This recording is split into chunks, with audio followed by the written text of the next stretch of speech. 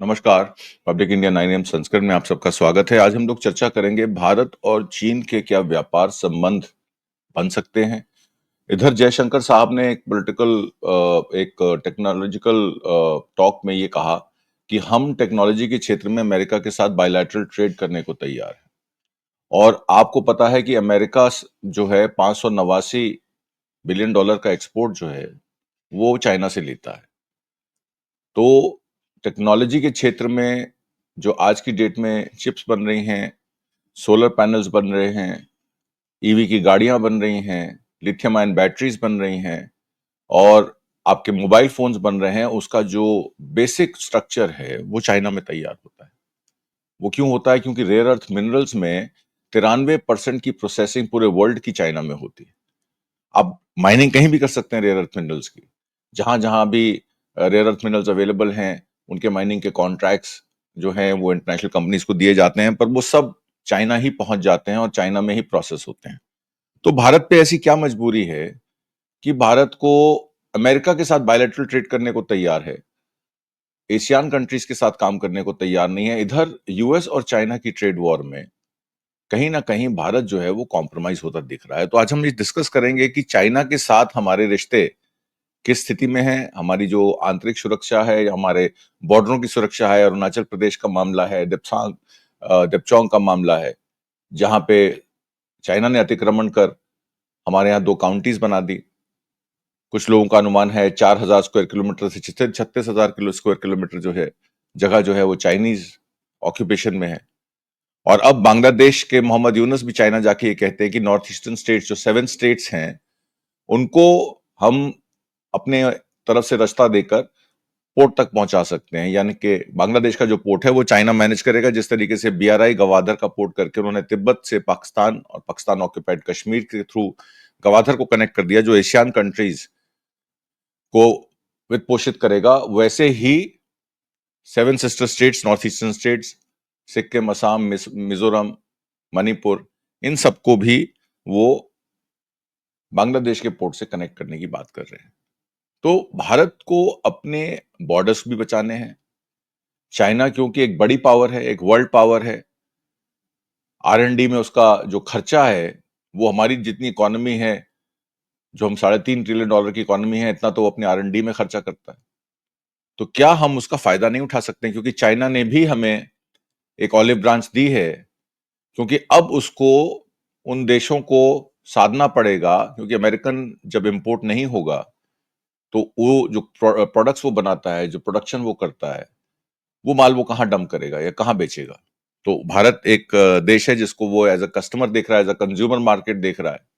तो भारत को उसका क्या फायदा उठाना चाहिए कि आने वाले समय में भारत टेक्नोलॉजी के क्षेत्र में ग्लोबल सप्लाई मैनेजमेंट का हिस्सा भी बने, और दूसरी तरफ हमारी जो एमएसएमईज और एसएमईज बंद पड़ी हैं। आपने देखा कि नोटबंदी के बाद, जीएसटी इंप्लीमेंटेशन के बाद, कोविड-19 के लॉकडाउन के बाद हमारी 60 लाख यूनिट्स, बड़े यूनिट्स बंद हो गए। एनएसएसओ का डेटा ये कहता है कि 54 लाख नौकरियां पिछले 7 साल में चली गई, 18 लाख यूनिट बड़े यूनिट्स बंद हो गए। और असंगठित क्षेत्र में जो रजिस्टर्ड यूनिट्स नहीं है उनमें तो और भी ज्यादा नंबर्स हैं, जिसमें लाखों लोग बेरोजगार बैठे हैं, करोड़ों लोग बेरोजगार बैठे हैं, नौकरियों के साधन उत्पन्न नहीं हो रहे हैं। Startup India, make in India या आईटीआई ट्रेनिंग के तहत नौकरियां उपलब्ध नहीं हो पा रही हैं। और अब तो अमेरिका भी कह रहा है कि अगर आईफोन को लास्ट माइल वैल्यू एडिशन करनी है तो हमारे पास भी मैकेनिक है, तो हमें भारत की क्या जरूरत है? आपने देखा किस तरीके से 600 टन हमारे कार्गोज जो हैं चेन्नई से आईफोन लेकर अमेरिका गए, क्योंकि उनको डर था कि अगर 13 अप्रैल से ये किक आउट हो जाते हैं आपके टैरिफ्स, तो फिर प्राइस डिसएडवांटेज हो जाएगा।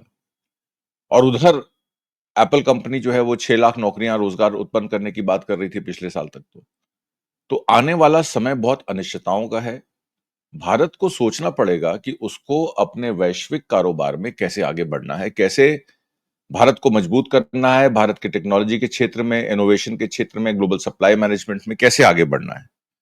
और भारत के ट्रेड रिलेशन जो चाइना के साथ हैं उसमें सिग्निफिकेंट ट्रेड इम्बैलेंस है क्योंकि 107-108 बिलियन का हमारा इंपोर्ट होता है, जबकि हमारा नेट एक्सपोर्ट उनको 16 बिलियन से ज्यादा नहीं है। इसका मतलब है कि 80-85 बिलियन का हम ट्रेड डेफिसिट चाइना के साथ है। अमेरिका के साथ तो हमारा 46 बिलियन का ट्रेड सरप्लस है, जो कि अब उसकी भी मियाद खत्म हो जाएगी, क्योंकि अमेरिका नहीं चाहेगा कि ट्रेड सरप्लस किसी भी कंट्री के साथ रहे, क्योंकि वो 1 ट्रिलियन ट्रेड डेफिसिट को कंट्रोल करना चाहता है। इसीलिए वो टैरिफ लगा रहा है और 700 बिलियन डॉलर की वो कमाई करना चाहता है। 1 ट्रिलियन डॉलर की ट्रेड डेफिसिट के चक्कर में उसने टैरिफ जो लगाए हैं, उसकी अपनी कैलकुलेशन है कि वो 700 बिलियन टैरिफ जो है वो अर्न कर लेगा। हालांकि ऐसा होगा नहीं, क्योंकि जब आप इंपोर्ट ड्रिवन इकोनॉमी होते हैं, कंजम्पशन रिलेटेड होते हैं, तो 700 बिलियन का टैरिफ लगा के आप 1 ट्रिलियन का ट्रेड डेफिसिट कंट्रोल नहीं कर सकते। ये गलत इकोनॉमी है, ये गलत क्या नाम है, अर्थशास्त्र है।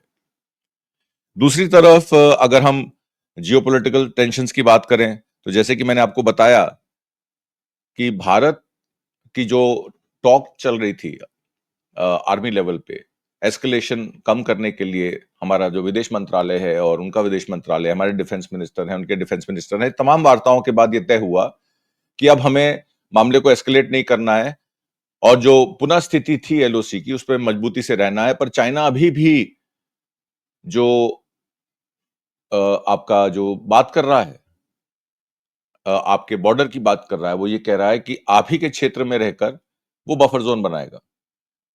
जिस तरीके से पहले एलओसी थी, जिस बफर क्षेत्र में वो था, वो बफर क्षेत्र को वो काबिज करके आगे आ गया है और अब भारत की जमीन पे बफर क्षेत्र बनाने की बात कर रहा है। वो नेगोशिएशंस करनी पड़ेंगी हमारे डिफेंस मिनिस्टर को। तय करना पड़ेगा कि एलओसी जो पहले की थी वही तय की जाएगी या नई एलओसी बनेगी। अब हमारे एक्सपोर्ट्स जो हैं उनको डाइवर्सिफाई करना जरूरी है, क्योंकि हम एपीआई पे डिपेंडेंट हैं। एपीआई कहां से आती है? एपीआई चाइना से आती है। चाइना भी चाहता है कि एपीआई मैन्युफैक्चरिंग जो है, वो जो क्रिटिकल मिनरल्स होते हैं, एलिमेंट्स होते हैं जिससे दवाई बनती है, फार्मास्यूटिकल इंग्रेडिएंट्स, तो एपीआई बनाने के लिए वो कहता है, भारत कहता है कि चाइना खुद बनाए। चाइना चाइना इंपोर्ट कर रहा है, पर अब चाइना चाहता है कि भारत खुद बनाए। तो इस वजह से फोकस अब हाई वैल्यूड एक्सपोर्ट्स पे होना चाहिए। वो हाई वैल्यूड एक्सपोर्ट में प्रायोरिटीज क्या है? फार्मास्यूटिकल्स के अलावा आईटी सेक्टर है। आईटी सर्विसेज में हम अभी तक अमेरिका को एक्सपोर्ट कर रहे थे आईटी सर्विसेज पर। अब जिस तरीके से अमेरिका में मंदी या रिसेशन आने वाला है, अगले 12 महीने में 45% चांसेस हैं, गोल्डमैन सैक का कहना है, कि अमेरिका में मंदी आ जाएगी। तो आईटीएस सर्विसेज में जो बच्चे काम कर रहे हैं वो कहां जाएंगे? तो इसलिए आईटी सर्विसेज को एक्सपैंड करना पड़ेगा एशियन कंट्रीज में। इंजीनियरिंग गुड्स जो हमारे अभी तक प्रोडक्शन कैपेसिटी में 60-65% भी नहीं बन रहे थे, उनको 80% तक पहुंचाना है, तो इंजीनियरिंग गुड्स पर हमें ध्यान देना पड़ेगा।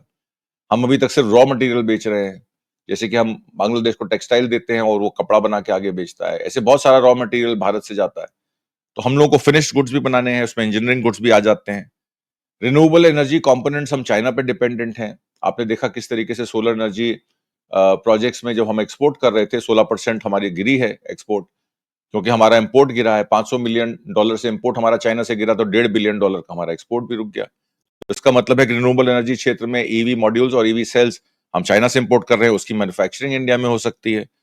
कोशिश भी की जा रही है उसमें, और टेक्नोलॉजी क्षेत्र में चाइना से एफडीआई लेके आया जा सकता है। आज की डेट में चाइना से एफडीआई लाने में गवर्नमेंट अप्रूवल की जरूरत होती है, ग्रीन चैनल नहीं है। अगर चाइना के साथ ग्रीन चैनल खुल जाए एफडीआई का, चाइना ने अमेरिका में $1.6 ट्रिलियन का निवेश किया हुआ है, जिसमें $700 बिलियन का करीब उनका ट्रेजरी बॉन्ड है और बाकी उन्होंने इक्विटी खरीदी हुई है दूसरी कंपनी में। इस तरीके से चाइना $1.25 ट्रिलियन की इन्वेस्टमेंट इंडिया में भी कर सकती है, अगर इंडिया उनको ऑप्शन दे काम करने का। तो ये बात भी आ जाती है। दूसरी बात है जी, करंट डेटा ये कहता है कि इंडिया के एक्सपोर्ट जो चाइना को हैं, वो आयरन ओर के क्षेत्र में, जैसे मैंने बताया, रॉ मटेरियल कॉटन है, आयरन ओर है, मरीन प्रोडक्ट्स हैं, जो लार्जली रॉ मटेरियल्स हैं। और हम चाइना से इंपोर्ट क्या करते हैं? हम फिनिश्ड गुड्स में इलेक्ट्रॉनिक्स इंपोर्ट करते हैं, जो हम खुद मैन्युफैक्चर नहीं करते। अगर हम उनके पार्ट्स इंपोर्ट करें, तो ये इलेक्ट्रॉनिक मैन्युफैक्चरिंग का काम जो है भारत में शुरू हो सकता है। हम मशीनरी इंपोर्ट कर सकते हैं, मशीनरी के पार्ट्स इंपोर्ट कर सकते हैं, मशीनें बना सकते हैं। हम केमिकल्स मैन्युफैक्चर कर सकते हैं, क्योंकि केमिकल्स फिनिश्ड हम चाइना से लेते हैं। एपीआई की मैंने आपको बात बताई। तो इस तरीके से ये नॉलेज बेस्ड और टेक ड्रिवन सेक्टर्स में भारत आगे बढ़ सकता है, अगर हम अपना ट्रेड डेफिसिट कम करना चाहते हैं, क्योंकि फाइनेंशियल ईयर 24 में हमारा ट्रेड डेफिसिट $85 बिलियन से ज्यादा है। और हम अपनी जो डिपेंडेंस है चाइनीज इंपोर्ट्स पे, वो कैसे कम कर सकते हैं? इंडिया जो है वो डाइवर्सिफाई कर सकता है इंपोर्ट सोर्सेस के लिए, वो अपने ट्रेड टाइज बढ़ा सकता है एशियन कंट्रीज के साथ, जापान के साथ, साउथ कोरिया के साथ। प्रोडक्शन लिंक्ड इंसेंटिव्स जिस तरीके से, और मेक इन इंडिया जो हमने शुरू किया था, प्रोडक्शन लिंक्ड इंसेंटिव में 1,95,000 करोड़ रुपए का बजट बना के हमने कुल 11,900 करोड़ रुपए डिस्बर्स किए, तो उसकी डिस्बर्सल भी बढ़ाई जा सकती है। पीएलआई में engineering goods, finished goods, electronic items, chips manufacturing, इस क्षेत्र में कॉन्सेंट्रेट करेंगे तो हमारे स्किल्स भी इंप्रूव होंगे लेबर के, और वो स्किल्स इंप्रूव होके वो प्रोडक्शन में जब पार्टिसिपेट करेंगे तो हमारा एक्सपोर्ट भी बढ़ेगा और हमारा ट्रेड डेफिसिट भी कम होगा। मेक इन इंडिया को सिर्फ कागज पे नहीं रखा जाए, मेक इन इंडिया का टाइगर जो है वो दहाड़ना भी चाहिए। अगर हमारी पॉलिसीज, एक्सटर्नल पॉलिसीज और हमारे जो अर्थशास्त्र है, हमारे इकोनॉमिस्ट हैं, उनको एक फ्री हैंड दे दिया जाए ट्रेड नेगोशिएशंस के लिए, प्रधानमंत्री मोदी को डेलीगेट करना पड़ेगा ये काम अपने नीचे लोगों को। मेक इन इंडिया में आप electronics, pharmaceuticals, telecom equipments, 25% dependency आप चाइनीज नॉन ऑयल इंपोर्ट पे कम कर सकते हैं, क्योंकि ऑयल तो, क्रूड ऑयल तो हमारा इंपोर्ट होता है, उस पर ₹2 एक्साइज अब फिर लगा दी सरकार ने, पर नॉन ऑयल इंपोर्ट्स पे हम कॉन्सेंट्रेट कर सकते हैं अगर हम चाइना के साथ ग्लोबल सप्लाई चेन मैनेजमेंट का हिस्सा बन जाए। दूसरा विषय जो उसमें आ जाता है वो नॉन टैरिफ बैरियर्स और मार्केट एक्सेस इशू आ जाता है।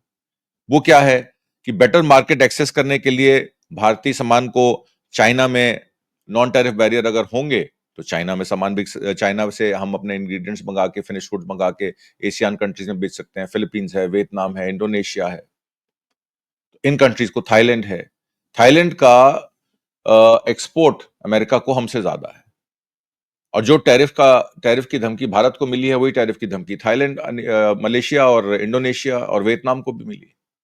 वियतनाम और थाईलैंड से मैक्सिमम एक्सपोर्ट जाता है। वियतनाम एक्सपोर्ट ड्रिवन मार्केट, तो वियतनाम जब अमेरिका में एक्सपोर्ट कर रहा है और ज्यादा एक्सपोर्ट कर रहा है तो backward linkages global supply chain की वियतनाम के साथ भी हो सकती है।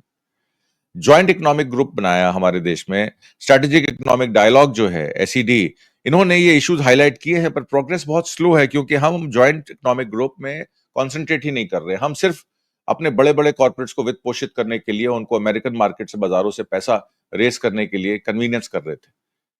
फिर आपने देखा कि सिक्योरिटी एक्सचेंज कमीशन का एक केस आ जाता है अदानी साहब के ऊपर कि $600 मिलियन उन्होंने रेज किया अमेरिका से और उसको फिर रिश्वत देने के काम में लाया गया, और जो कि अमेरिकन लॉज के खिलाफ है। और फिर फेडरल कोर्ट में अदानी साहब के खिलाफ एक केस बन जाता है। मोदी साहब भागे भागे ट्रंप साहब को मिलने जाते हैं जब ट्रंप साहब इलेक्ट होते हैं, और मिलने किससे दिया जाता है? एलन मस्क से मिलने दिया जाता है, एलन मस्क के बच्चों से मिलने दिया जाता है। तो एक तरीके से जो अप्रोच है भारत की अमेरिका के पीछे पीछे चलने की, टोटल सरेंडर की, हमारी स्थिति वही होगी जो कंबोडिया और वियतनाम की है। वो एक्सपोर्ट ड्रिवन मार्केट्स हैं, इसलिए अमेरिका के आगे झुक रहे हैं। हम क्यों अमेरिका के आगे झुक रहे हैं? हम तो एक बड़े कंज्यूमर मार्केट है, 145-150 करोड़ की मार्केट, लोगों की मार्केट अपनी टर्म्स डिक्टेट कर सकती है कि वो किससे काम करना चाहेगी। हमारे पास ऑप्शंस कई हैं। यूरोपियन यूनियन भी अमेरिका से एक तरीके से खफा है। ईयू में, ब्रिटेन में, एशियन कंट्रीज में चाइना के साथ ट्रेड समझौते करके हम अपने एक्सपोर्ट को भी बढ़ा सकते हैं, हम अपने इन हाउस प्रोडक्शन और मेक इन इंडिया को भी बढ़ा सकते हैं थ्रू स्ट्रेटेजिक इकोनॉमिक डायलॉग या जॉइंट इकोनॉमिक ग्रुप। पर हमारी प्रोग्रेस उसमें बहुत स्लो है। हमें अपनी ट्रांसपेरेंट ट्रेड पॉलिसीज लेके आनी पड़ेगी। बहुत लोगों ने कहा कि हम स्टार्टअप्स खोलते हैं, पर हमें बिजली की समस्या है, हमें जीएसटी नंबर नहीं मिलता, इंस्पेक्टर राज हमें तंग करता है, लेबर लॉज हमें परेशान करते हैं, या लेबर इंस्पेक्टर्स हमें परेशान करते हैं। आपने कोड्स तो बना दिए, 40 कोड हटा के 4 कोड बना दिए, पर आपने सुविधाएं नहीं दी कि कंपनी लोगों को एम्प्लॉय कर सके, बिकॉज रिश्वत लोग मांगते हैं आके। तो रेड टेपिज्म बहुत है, उस रेड टेपिज्म को कैसे खत्म करेंगे?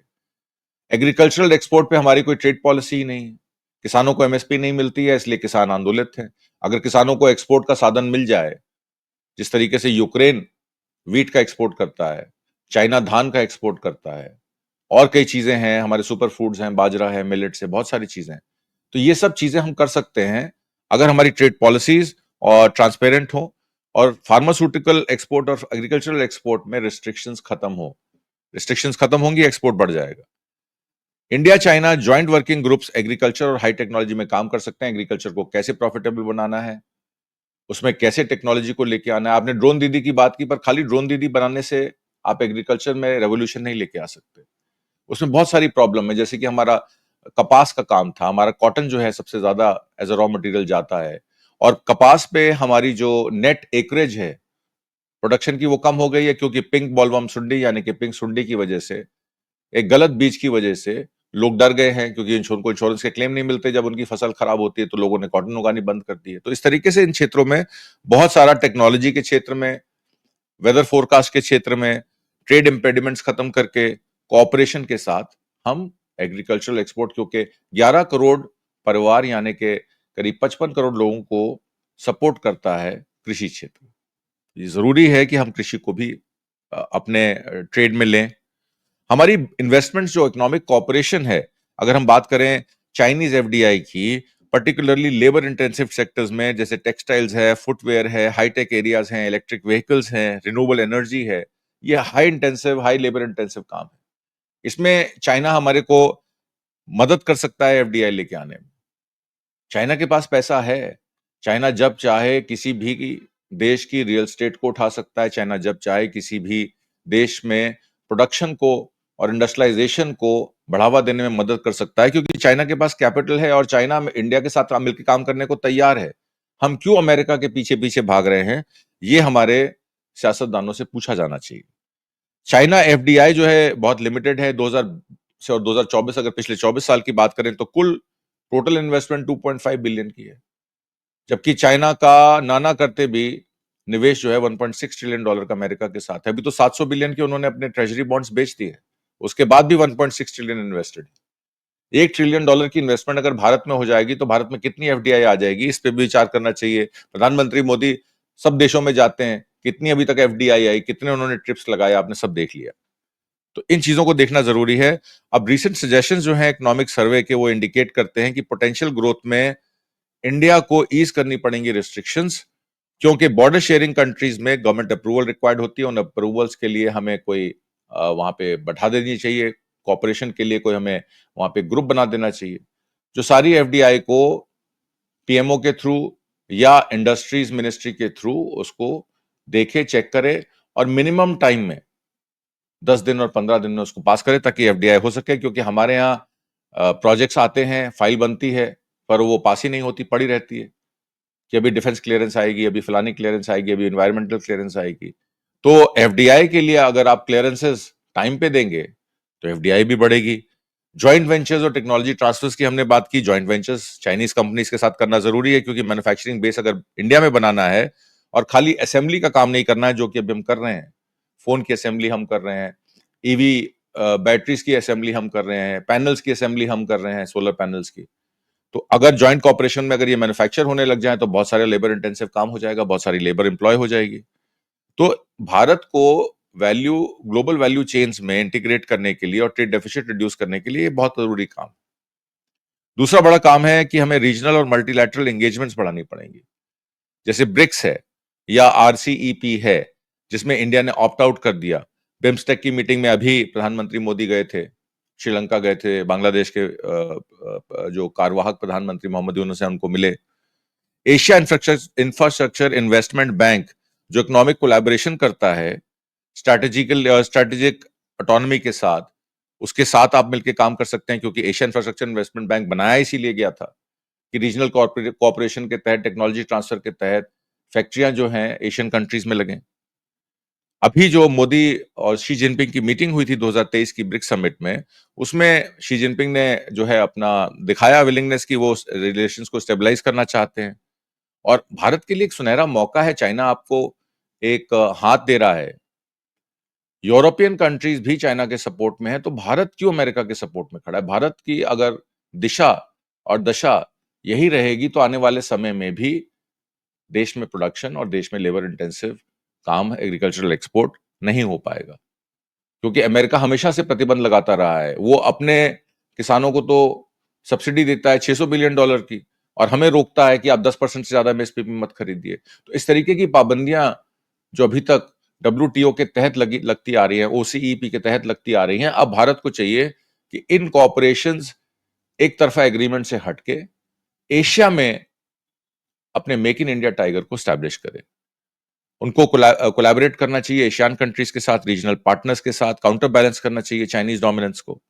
और इंडिया एक्ट ईस्ट पॉलिसी और इंफ्रास्ट्रक्चर प्रोजेक्ट्स जैसे ट्राइलैटरल हाईवेज हैं, भारतमाला प्रोजेक्ट में प्रोजेक्ट्स इंटरनल हैं, ट्राइलैटरल हाईवेज में आप अपनी कनेक्टिविटी बाहर के देशों के साथ भी कर सकते हैं, वाया फिलीपींस, वाया म्यांमार, आप अपने रोड इंफ्रास्ट्रक्चर को ठीक कर सकते हैं।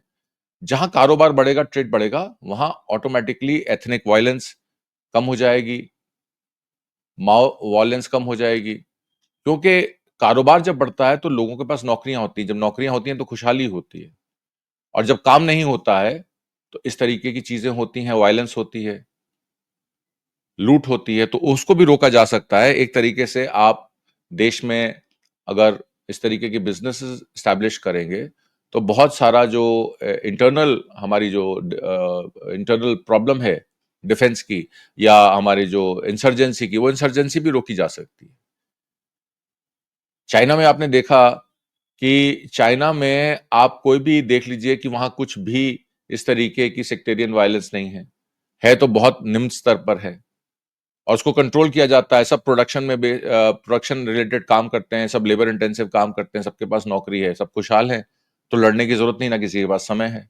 तो भारत को भी अब उस दिशा में मूव करना पड़ेगा, डोमेस्टिक इंफ्रास्ट्रक्चर और कंपेटिटिवनेस को बढ़ाना पड़ेगा, हमारे लॉजिस्टिक्स, पोर्ट, डिजिटल इंफ्रास्ट्रक्चर उसको मजबूत करना पड़ेगा, ट्रांजैक्शनल कॉस्ट को कम करना पड़ेगा। आपने देखा चाइना ने जो है स्विफ्ट से हटके अपना ग्लोबल क्लियरेंस बनाई है, पेमेंट गेटवे बनाया है, जिसमें मात्र 2% पे, अगर 100 रुपए खर्च होता है स्विफ्ट से पैसे को ट्रांसफर करने में, तो मात्र 2 पैसे पे वो पैसा ट्रांसफर कर रहा है। थाईलैंड अपनी आरईसी में पेमेंट कर रहा है। तो इस तरीके से चाइना जब इतनी सारी चीजें खुद कर रहा है, तो भारत को चाहिए कि उसका फायदा उठाए, बजाय इसके कि वो अमेरिका की तरफ जाए। करंट रिपोर्ट ये हाईलाइट करते हैं कि इनएडिक्वेट इंफ्रास्ट्रक्चर और हमारा जो कमजोर रुपया है युआन के मुताबिक, वो इंडियन गुड्स को लेट्स अट्रैक्टिव करता है, क्योंकि हमें सस्ता सामान मिल जाता है, हम उसको प्रोडक्शन नहीं करना चाहते, हम इंपोर्ट कर लेते हैं और हम अपना काम चला लेते हैं। अगर हम अपनी R&D में इन्वेस्टमेंट करें, semiconductors, electronic vehicles, solar technology और चाइनीज इंपोर्ट पे अपनी रिलायंस कम करने के लिए चाइना से ही FDI और टेक्नोलॉजी का ट्रांसफर करें, तो हम सेल्फ सफिशिएंट हो सकते हैं। और अपने थिंक टैंक GTRI का भी यही मानना है। तमाम शोधों को आप देख लीजिए, सब शोध यही कहते हैं कि भारत को south east Asia, look east Asia policy के तहत कॉपरेशन करके अपने आप को मजबूत कर सकती है, अगर करना चाहे तो। जियोपॉलिटिकल टेंशंस को डिप्लोमेटिकली कम करना चाहिए। बॉर्डर डिस्प्यूट है, LAC स्टैंड ऑफ है, 2020 से है, सिक्योरिटी कंसर्न्स हैं। भारत को अपने ट्रेड को और जियोपॉलिटिक्स को अलग अलग तरीके से डील करना चाहिए कि वो कैसे अपने बॉर्डर्स को सिक्योर करेगा और कैसे ट्रेड को बढ़ाएगा। इसके लिए डिप्लोमेटिक चैनल होना चाहिए, स्ट्रैटेजी होनी चाहिए। और अक्टूबर 2024 से अब पेट्रोलिंग एग्रीमेंट भी हो गया भारत का, तो इसका मतलब है डी एस्केलेशन की तरफ हम बढ़ रहे हैं। हमारी जो बॉर्डर सिक्योरिटी है वो अपनी पोजीशन वापस ले लेगी, तो इस वजह से एक स्टेबल एनवायरनमेंट ट्रेड की बन जाती है और उसका फायदा भारत को उठाना चाहिए, चीन के साथ मिलकर एशियन कंट्रीज को अपने वैल्यू एडेड चेन में ग्लोबल सप्लाई चेन मैनेजमेंट का हिस्सा बनाकर। प्रोटेक्शनिस्ट मेजर्स जैसे में हम रिटेलिएशन करते हैं कि चाइना के लाइटें मत खरीदो, पटाखे मत खरीदो, फिर टैरिफ बैरियर्स के तहत हम उनसे इंपोर्ट में भी जूझते हैं, पर फिर एंटी डंपिंग ड्यूटीज लगाते हैं। एंटी डंपिंग ड्यूटीज लगाने की जरूरत क्या है? जब आप टेक्नोलॉजी ट्रांसफर कर लेंगे, प्रोडक्शन करेंगे, तो फिर स्टील और सोलर पैनल जितनी आपको जरूरत है उतना आप बनाएंगे। तो डोमेस्टिक इंडस्ट्रीज को बचाने के लिए प्रोडक्शन को बढ़ाना, लेबर इंटेंसिव प्रोडक्शन करना, यही सबसे चीज है। और यूएस चाइना का जो ट्रेड वॉर है, टैरिफ वॉर है, उसको लेवरेज करके फायदा कैसे उठाना है, क्योंकि यूएस टैरिफ ऑन चाइना तो अब 125% लगा दिए गए हैं। 145% यूएस ने लगा दिया और 125% चाइना ने लगा दिया है।